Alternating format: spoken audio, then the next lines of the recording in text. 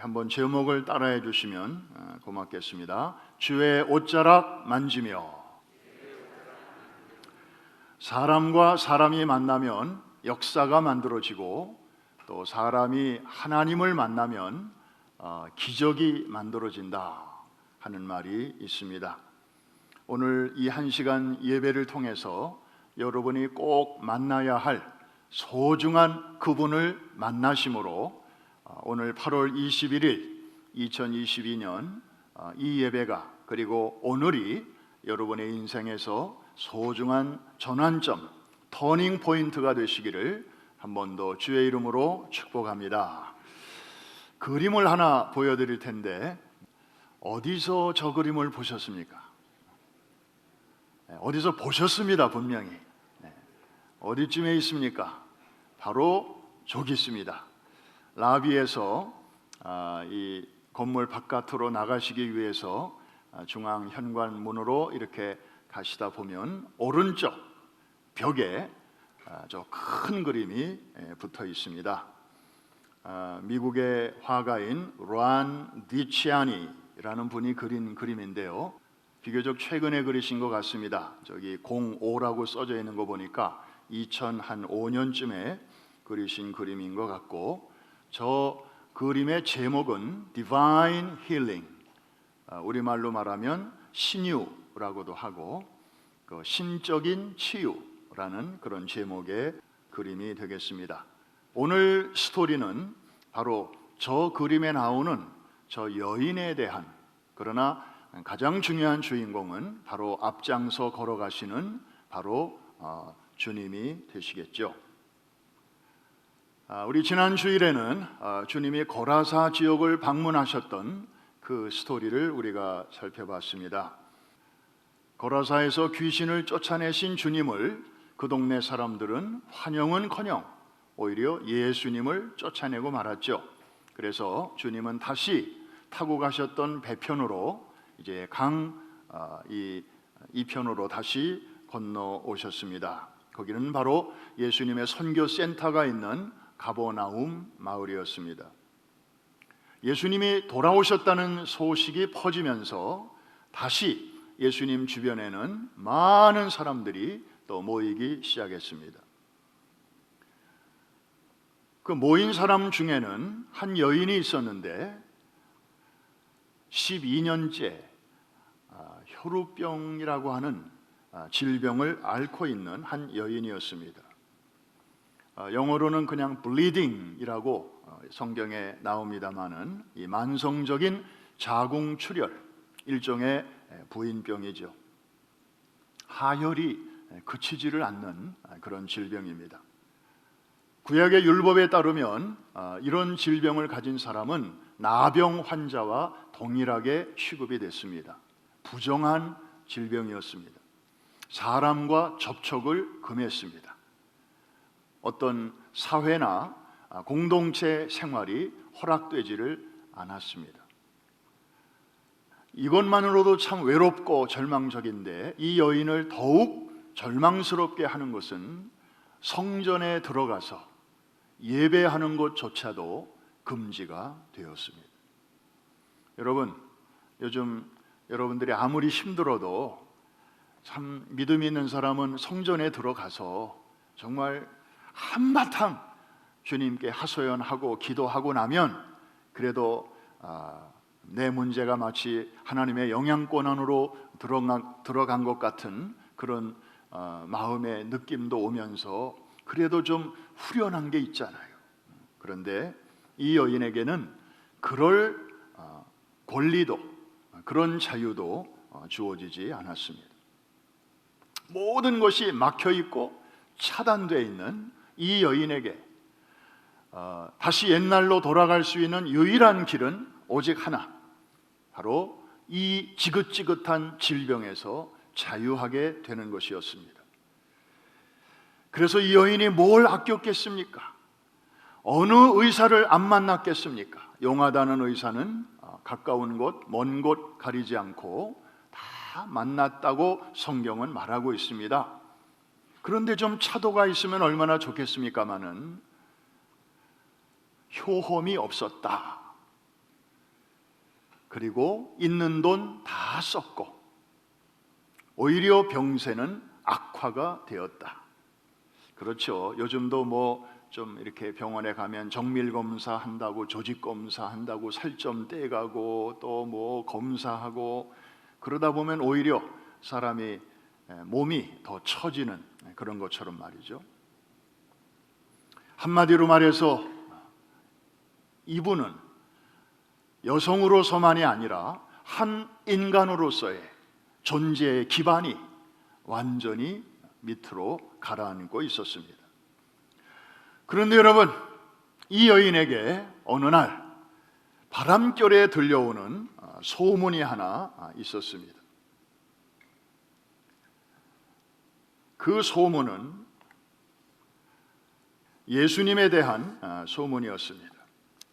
예수라는 분이 이 동네에서 지금 일하고 계신데 그분을 만난 사람들마다 눈먼 자가 눈을 뜨고 그 다음에 귀먹은 자가 이 말귀를 알아듣고 그리고 벙어리가 말을 하고 심지어 귀신 들린 자들이 자유하게 되는 그런 놀라운 일들이 일어나고 있다는 그런 소문이었습니다.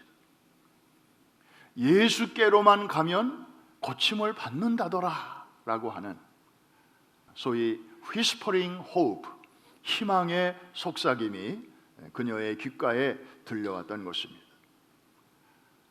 그런데 참 이상하죠. 대부분의 사람들은요, 그런 소문을 들으면, 소문이라는 게 그렇잖아요. 이렇게 한쪽 귀로 들었다가 이쪽 귀로 나가요.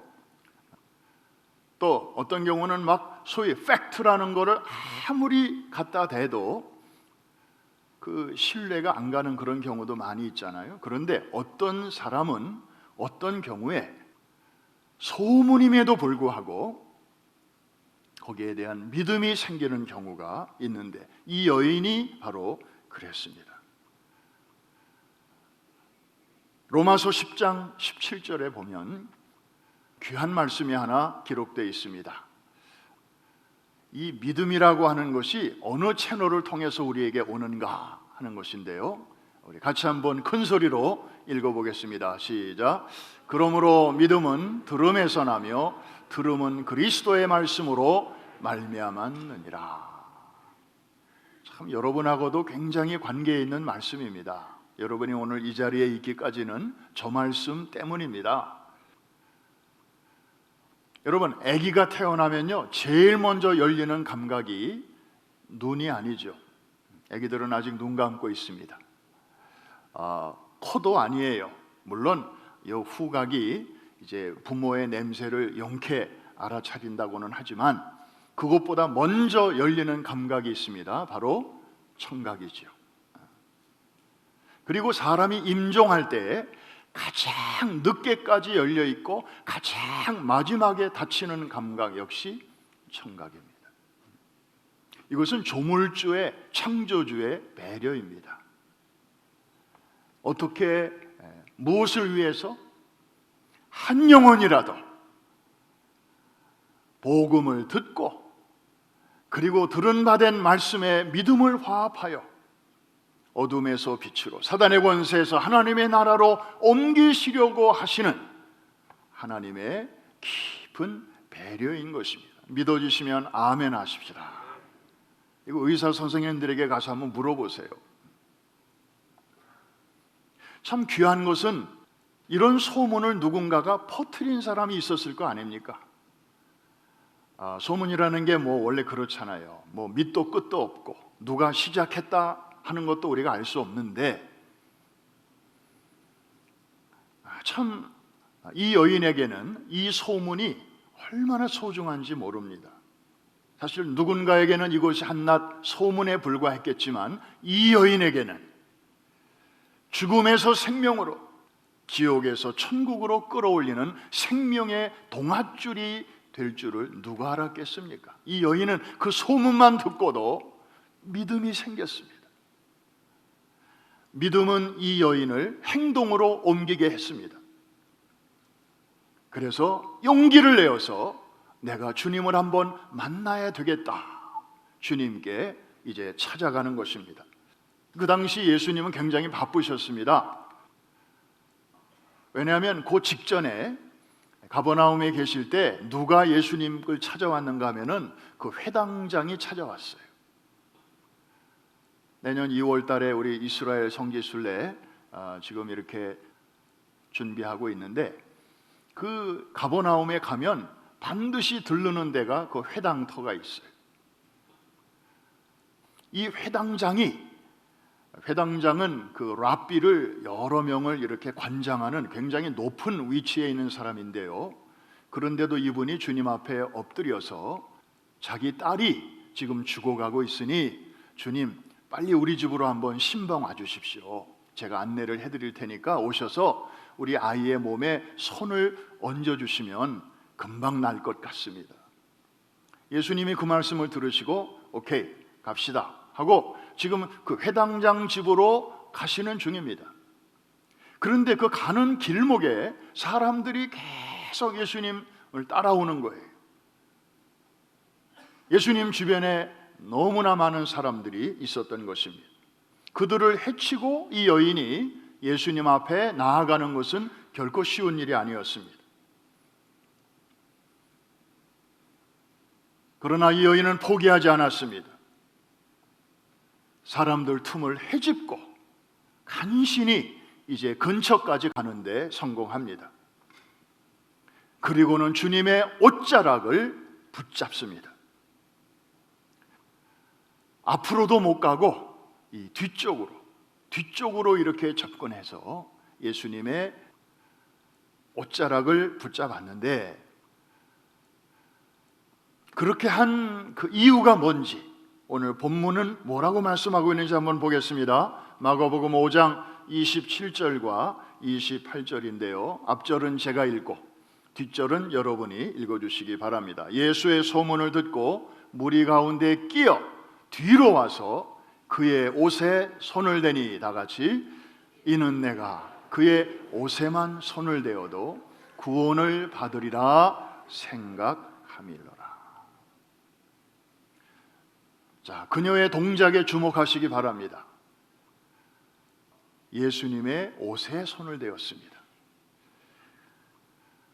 마가복음에는 그냥 옷이라고 표현했습니다마는 마태복음과 누가복음을 보면 좀 더 구체적으로 표현하고 있는데 옷가를 만졌다.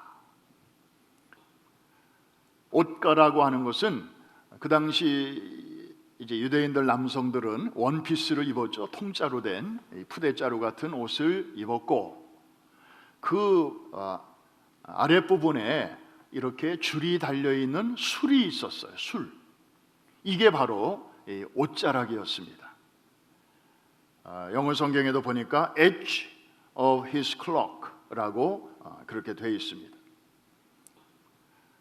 이 옷의 그 본체도 아니고 차마 그것을 만질 자신이 없어서 그 옷에 이렇게 붙어있는 부록처럼 달려있는 그 술을 이제 만졌던 것입니다.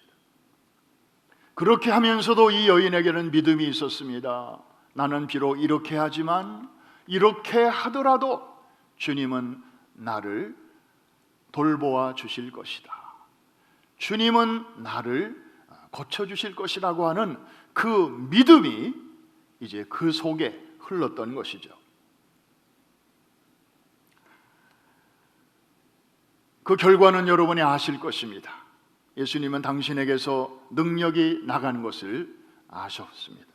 그리고 주변을 돌아보며 물으십니다.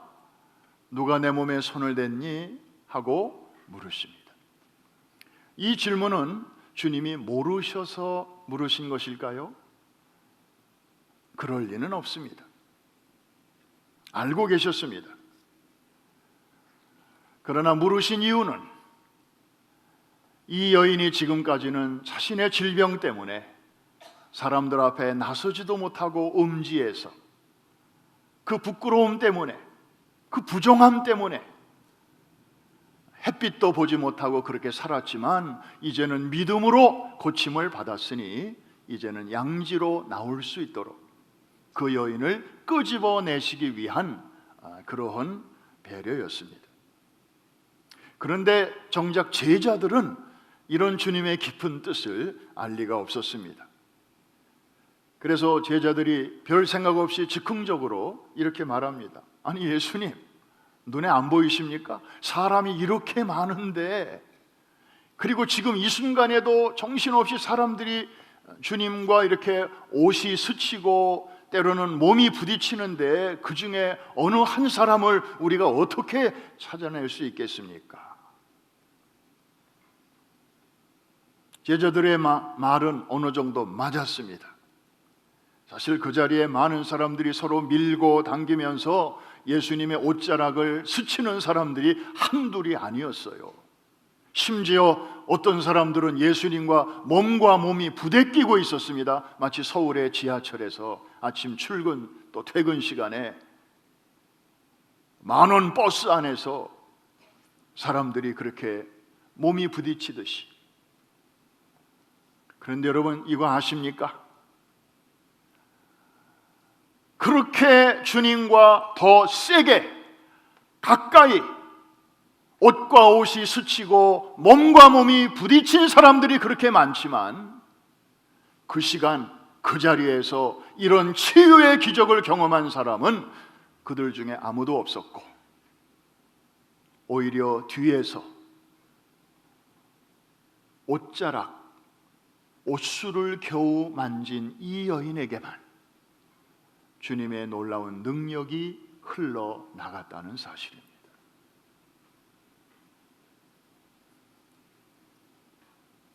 그 중심에는 믿음이 있었습니다. 한 여인의 믿음이 그 일을 가능하게 했습니다. 할렐루야. 이 여인은 예수님에 대해서 사실은 잘 몰랐어요. 그냥 소문만 듣고, 그냥 다른 사람은 나를 실망시켰어도 이 예수라는 분은 이상하게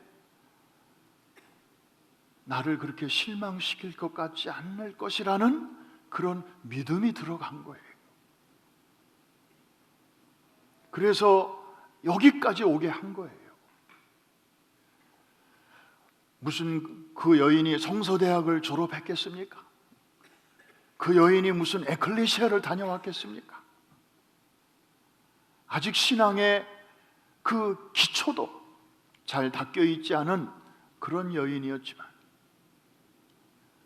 주님에 대한 그런 올곧은 마음과 신뢰, 들은마된 그 소문만 듣고도 거기에 화합한 그 믿음이 이런 기적을 가져오게 했던 것입니다. 자, 이 여인은 주님이 누구야? 내 몸에 손을 댄 게 누구야? 라고 둘러보며 말씀하실 때 이 여인은 자수합니다.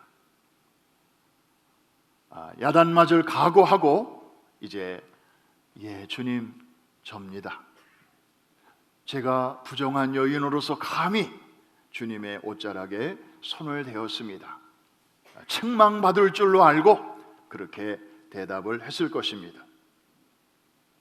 그런데 웬걸요? 주님은 칭찬하셨습니다. 그 여인의 믿음을 아주 귀하게 보셨습니다. 그리고 뭐라고 말씀하셨는지 34절 말씀인데요, 오늘 우리도 듣고 싶은 말씀이 저기 있습니다. 34절 다 같이 시작. 예수께서 이르시되 딸아, 내 믿음이 너를 구원하였으니 평안히 가라. 내 병에서 놓여 건강할지어다. 아멘입니까?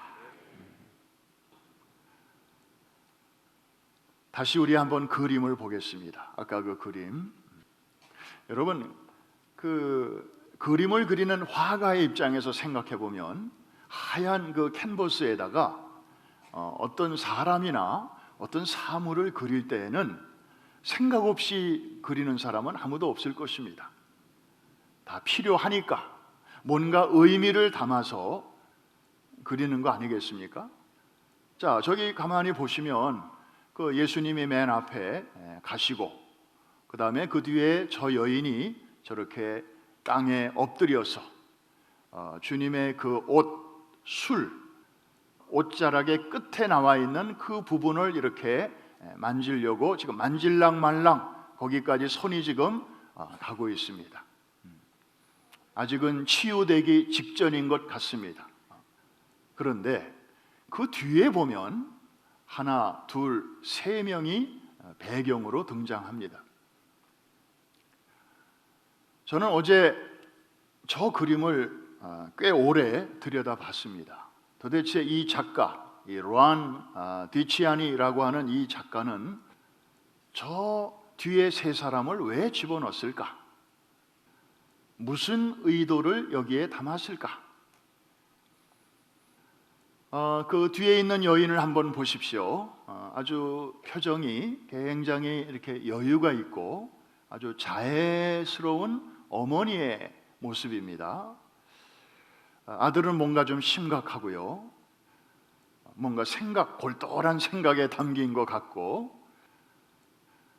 내 앞에 있는 저 아주머니는 왜 저러고 있을까 하고 아들은 좀 이렇게 약간 걱정도 하는 그런 눈치고 좀 동정의 그런 눈빛도 좀 있는 것 같은데, 저 어머니는 아들에게 마치 야, 저 사람한테 가까이 가는 거 아니야. 자, 일로 와.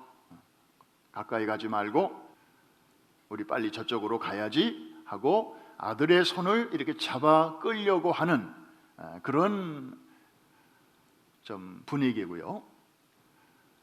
그 앞에 또 한 남자가 가고 있죠.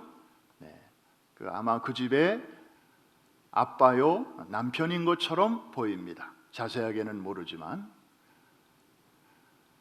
저는 저 그림을 보면서 한번 이렇게 상상을 해봤습니다. 작가의 입장에서 앞에 한 여인이 있고 가련한 한 여인이 나오고 그 뒤에는 또 다른 여인.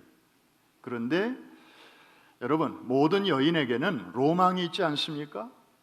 내가 크면 이제 뭐가 될 거야, 뭘 할 거야.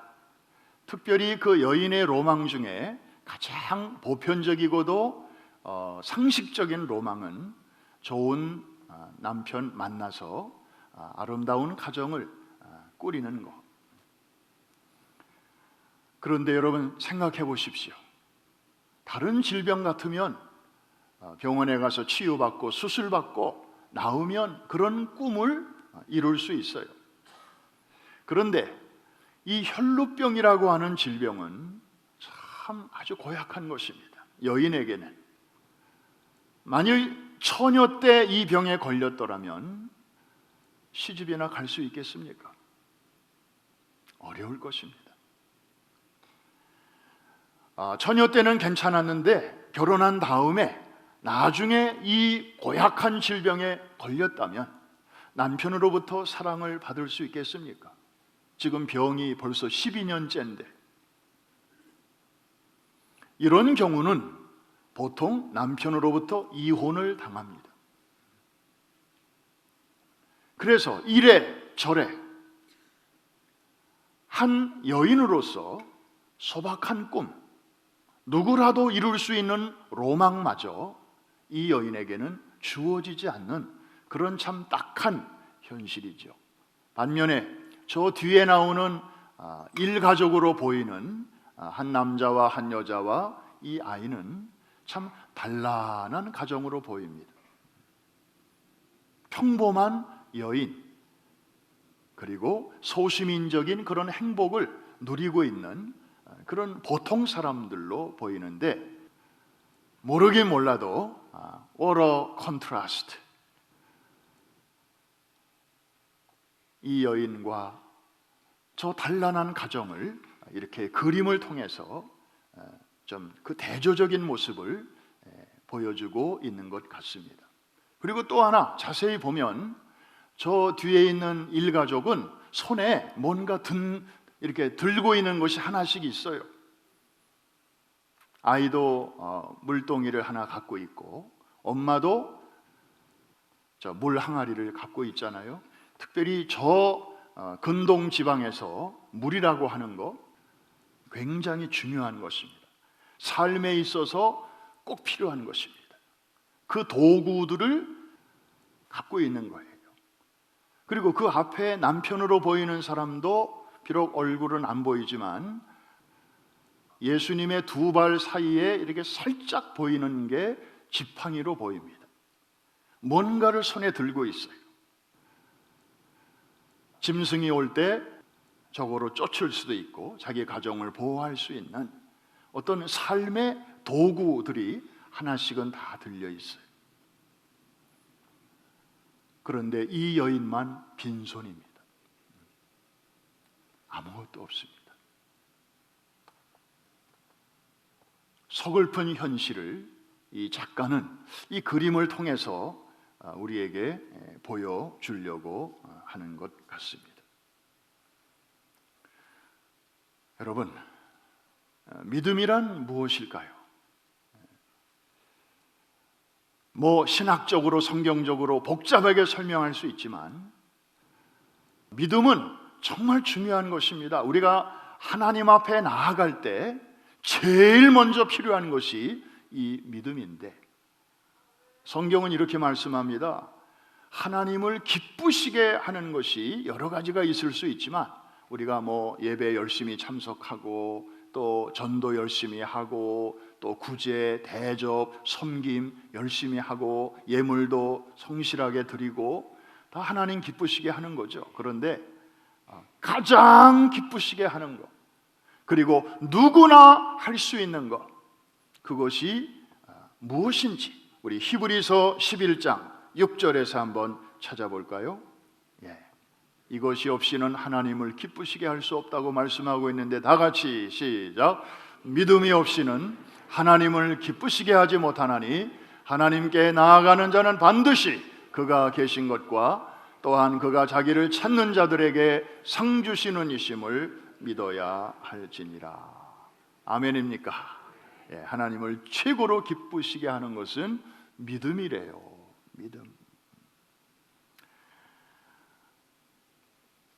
믿음은 이렇게 표현할 수 있습니다. 하나님께서 우리에게 참 좋은 것을 이렇게 선물로 은혜로 주시려고 하는데 그것을 받기 위해서 내미는 마음의 손, 이것이 바로 믿음입니다. 한 번 더 할게요. 저는 믿음에 대한 그 설명을 이거보다 더 아주 이렇게 와닿게 설명한 것을 들어본 적이 없어요. 믿음이란 무엇인가? 하나님이 거저 은혜로 주시는 그 선물을 받기 위해서 내미는 우리의 마음의 손. 한번 따라 하십시다. 하나님의 선물을 받기 위해서 내미는 마음의 손. 그것이 뭐라고요? 여러분의 믿음이 바로 그것입니다. 여러분이 그 손을 내밀었기 때문에 하나님께서는 예수 그리스도와 그 안에 있는 각양 좋은 것들을 구원과 자유와 해방과 평안과 그리고 사명과 꿈과 새로운 소망과 평강과 은혜와 축복과 아멘 할 때까지 합니다. 무궁무진한 그런 모든 것들을 대가로 요구하지 아니하시고 은혜로 거저 값없이 우리에게 주셨습니다. 할렐루야. 그런데 그것을 하나님이 주실 때 여러분은 감사합니다 하고 받아서 오늘 이 자리에 있지만 어떤 분들은 뒷짐지고 나 저거 필요 없어요. 그리고 저거 왜 줄까? 혹시 저거 주고 나한테 더 많은 거 뺏어가는 거 아니야? 막 이 머리 굴리고 계산하고 그러는 하고 아직도 손을 못 내밀고 있는 사람들이 얼마나 많은지 몰라요. 여러분, 믿음은 마음의 손이에요. 이 여인은 비록 손에 아무것도 없었지만 믿음이 있었기 때문에 그 믿음의 손을 내밀어서 믿음, 그 은혜의 원천 되시는 예수님을 붙잡은 것이에요. 그보다 더 세게 주님께 몸이 부딪힌 사람도 남자 중에도 많았고 여자 중에도 많았지만 그들에게는 아무 일도 일어나지 않았어요. 왜? 믿음으로 만진 게 아니니까. 그냥 바이 액시던트로 만진 거니까. 떠밀려서 만진 거니까. 여러분, 신앙생활은 그렇게 하면 안 돼요. 믿음으로 하시기를 주의 이름으로 축원합니다. 믿음이 통로예요. 믿음이 은혜의 채널이에요. 하나님을 기쁘시게 하는 믿음은 반드시 큰 믿음일 필요는 없습니다. 만일에 큰 믿음을 하나님이 원하셨다면 저나 여러분이나 가망 없어요. 우리가 어느 때쯤이면 큰 믿음의 사람이 되겠습니까? 아무도 자신 없어요. 그런데 하나님이 기뻐하시는 그 믿음은 큰 믿음이 아니라, 한번 따라 하십시다. 크신 하나님, 그분에 대한 믿음. 한 번 더, 크신 하나님, 그분에 대한 믿음. 이 믿음이 하나님을 기쁘시게 하는 것입니다. 우리 모두가 이 여인과 같은 믿음, 하나님을 정말 기쁘시게 하는 이 믿음의 진정한 주인공들 되시기를 주의 이름으로 축원합니다.